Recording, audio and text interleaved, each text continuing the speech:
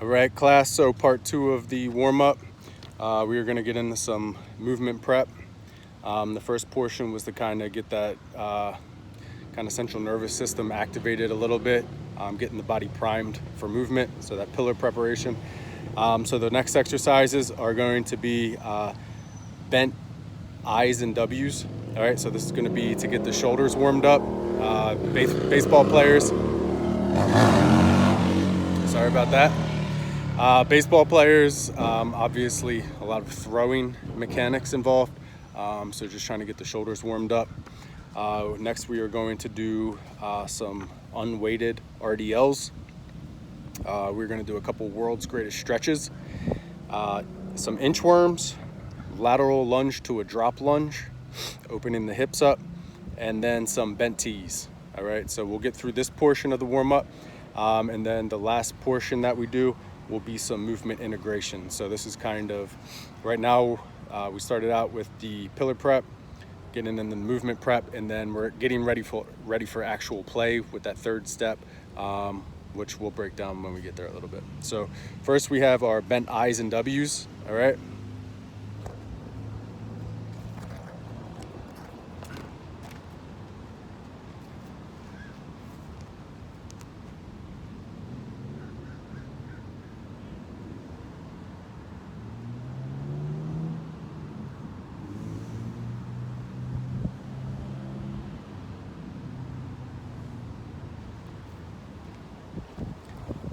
All right, so for those bent I's and W's, we're gonna get down into that athletic position. Easiest way to explain it, especially for a youth baseball player, is what position are you in right before the ball's hit to you, right? So if you're a shortstop, second baseman, if you're an outfielder, you're in that athletic position, knees bent, butt back a little bit to maintain that center of gravity. And then get going with that. So next exercise is the Romanian deadlift.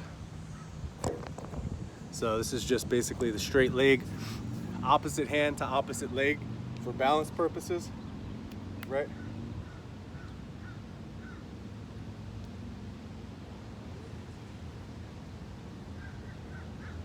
And then the more advanced they get, that back leg, the idea is to keep that a little bit straighter as well.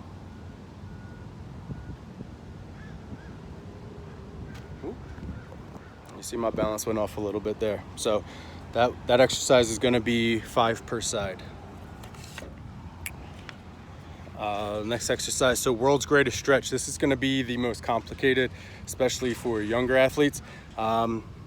It's even complicated for older athletes as well.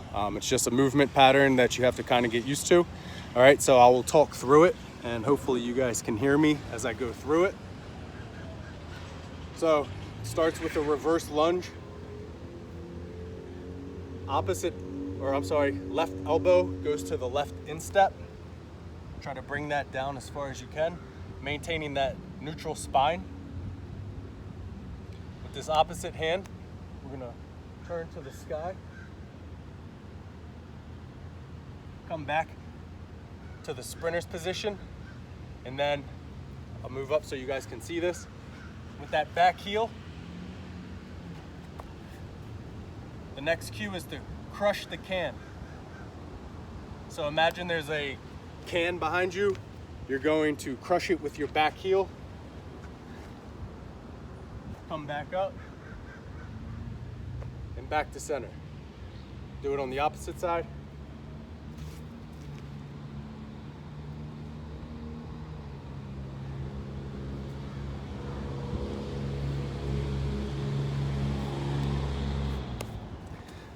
Kind of works through the full range of motion. All right, and just hang tight with me. All right, next exercise is gonna be an inchworm. All right, so this is the same as the hand walk. So we're gonna walk our hands out until we're in the push-up position. So your hands will be underneath of your shoulders. All right, you're gonna then push your hips back to form an inverted V, and then you're gonna walk your feet to your hands as close as you can, maintaining that spinal position. So inchworms, and then lateral lunge to a drop lunge. All right, so that's just going to be a step out to the side and then a drop lunge behind. And then each of those are going to be for 5 repetitions. And then we're going to finish up with bent tees. All right, so go ahead and demonstrate each of these.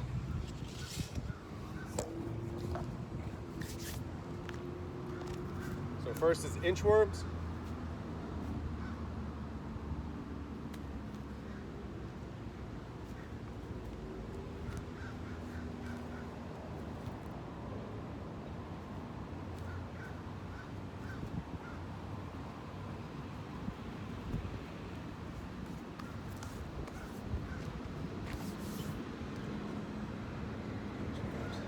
Lateral lunge with a drop lunge.